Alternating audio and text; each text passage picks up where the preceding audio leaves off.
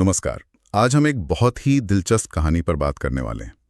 ये 2011 की फिल्म है the sorcerer and the white snake. उसके सारांश पर आधारित है। जी हाँ, ये कहानी है दो प्राचीन नागिन बहनों की, एक सफेद सुजैन और एक हरी। और साथ में है एक नौजवान हकीम शियान और एक शक्तिशाली मास्टर जिनका काम है इंसानों को दैत्यों से बचाना। दैत्य मतलब वो अलौकिक शक्तियाँ। हाँ, बिल्कुल। तो आज हम इस अनोखी प्रेम कहानी, किरदारों के जो उलझे हुए रिश्ते हैं और जो नैतिक सवाल ये उठाती है, उस पर थोड़ी गहराई से चर्चा करेंगे। चलिए शुरू करते हैं। कहानी की शुरुआत ही मतलब काफी नाटकीय है।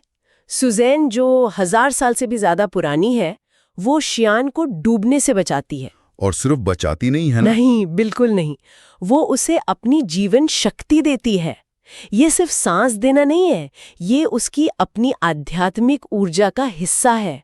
और इसी पल उसके मन में शियान के लिए प्यार जाग जाता है। लेकिन मुश्किल ये है कि शियान को याद ही नहीं रहता कि उसे किसने बचाया। में मिलते हैं जी, सुजैन इंसान के रूप में आती है। शियान उसे पहचान नहीं पाता शुरू में। और उधर जो हरी नागिन है वो भी मास्टर के एक चेले से मिलती है। और मजे की बात यह है कि चेला दैत्यों को पकड़ने निकला है और उसे पता ही नहीं कि वो खुद एक दैत्य से बात कर रहा है। हाँ, ये छोटी छोटी मुलाकातें आगे की बड़ी घटनाओं की नींव रखती हैं। फिर सुजैन शियान को बताती है कि उसी ने उसे बचाया था। और तब शियान को भी उससे प्यार हो जाता है। वो शादी कर लेते हैं।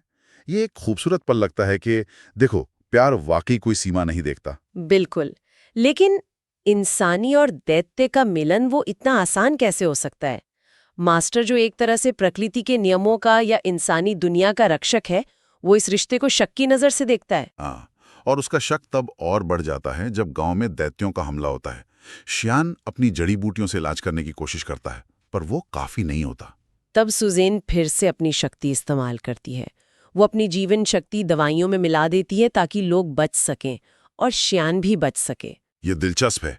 वो अपनी दैत्य शक्तियों का इस्तेमाल इंसानों की भलाई के लिए कर रही है। हाँ, कर तो रही है, लेकिन इसकी कीमत भी चुकाती है। वो कमजोर पड़ जाती है और मास्टर का शक और पक्का हो जाता है। उसे लगने लगता है कि शियान की पत्नी कोई आम औरत नहीं है। सही। वो सुजैन को चेतावनी देता है, कहता है शियान से दूर चली जाओ, और वो शियान को आत्मरक्षा के लिए एक क्या कहते हैं, पवित्र खंजर भी देता है। और यहीं से कहानी एक बहुत दुखद मोड़ लेती है ना? हाँ, बहुत। एक रात अनजाने में ही शियान सुजैन को कोई ऐसी दवा वाली शराब पिला देता है जिससे वो अपने असली नागिन रूप में आ जाती है। अरे बाप रे! सोचिए शियान की हालत। और उसी वक्त मास्टर उसे पकड़ने आ जाता है। और हंगामे में शियान अनजाने में उसी पवित्र खंजर से सुजैन पर वार कर देता है। उसे पता ही नहीं कि वो कौन है। कितना भयानक है! उसे जरा भी अंदाजा नहीं कि वो अपनी ही पत्नी पर हमला कर रहा है। मास्टर का दिया हथियार ही उनके बीच आ जाता है। ये कहानी का एक बहुत ही अहम मोड़ है। हाँ, सुजैन घायल है और हमेशा के लिए नागिन रूप में फंस जाने का खतरा है।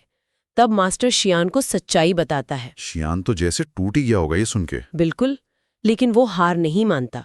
सुजैन का एक चूहा दोस्त है, वो उसे एक बहुत ही दुर्लभ जड़ी बूटी के बारे में बताता है जिससे सुजैन ठीक हो सकती है। लेकिन वो जड़ी बूटी मिलना आसान नहीं है ना?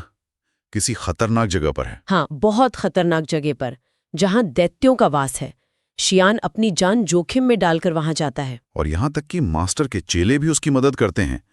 शायद वो भी इस प्यार की ताकत देख रहे हैं या बस अपना कर्तव्य निभा रहे हैं। जी, किसी तरह वो चूहा जड़ी बूटी सुजन तक पहुंचा देता है और वो ठीक होकर फिर से इंसान बन पाती है। लेकिन कहानी यहाँ खत्म नहीं होती। नहीं, बिल्कुल नहीं।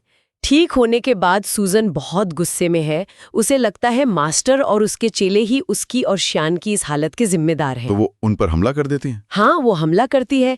शियान को बचाने की कोशिश में एक झड़प होती है और उसमें शियान की याददाश्त चली जाती है। ओह, शायद उस सदमे से या अलौकिक शक्तियों के असर से। हाँ, हालांकि वो जल्दी वापस भी आ जाती है, पर ये दिखाता है कि ये दुनियाएं कितनी अलग और खतरनाक है एक दूसरे के लिए। अंत तो बहुत ही दुखद है। हाँ, मास्टर की नज़र में सुजन ने चाहे कितना भी प्यार किया हो, इंसानी रूप धरा हो, लोगों को बचाया हो, वो है तो एक दैत्य जिसने नियम तोड़े हैं। तो वो क्या करता है? वो अपनी शक्तियों से एक प्राचीन मीनार, एक पगोड़ा जैसा बनाता है और सुजन को हमेशा के लिए उसमें कैद कर देता है। हमेशा के लिए? मतलब जिससे वो कभी बाहर नहीं आ सकती? कभी नहीं। और शियान, वो अपनी पूरी जिंदगी उसी मीनार के बाहर सुजैन का इंतजार करते हुए गुजार देता है। ये तो बहुत ही दर्दनाक अंत है। हाँ, और मास्टर का वो चेला जो हरी नागिन से मिला था, वो बाद में खुद एक अच्छा दैत्य बन जाता है और अपना जीवन दैत्यों के बीच ही बिताता है। हरी नागिन का क्या हुआ ये ठीक से पता नहीं चलता। तो इस पूरी कहानी से हम क्या समझें, ये क्या दिखाती है? देखिए, एक तो ये कि प्यार वाकई सीमाओं को लांघ सकता है, प्रजातियों और दुनियाओं से भी परे जा सकता है। हाँ, लेकिन ये बलिदान, पहचान का जो संकट है और शायद किस्मत का जो क्रूर खेल है उसे भी दिखाती है। और इसमें एक और दिलचस्प बात यह है कि अच्छा और बुरा कौन है ये कहना बहुत मुश्किल हो जाता है ना? हाँ बिल्कुल। क्या सुजैन का प्यार उसे मानवीय बनाता है या उसका दैत्य होना ही उसकी अंतिम सच्चाई है? मास्टर क्या कर रहा है?